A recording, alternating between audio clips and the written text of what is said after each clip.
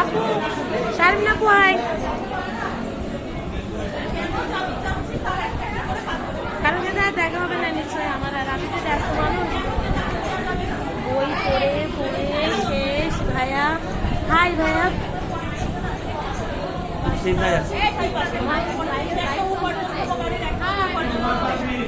কেমন লাগতেছে কে জানে। আপু হাই বলবেন। তাহলে আমি এখন শেষ করে দিলাম।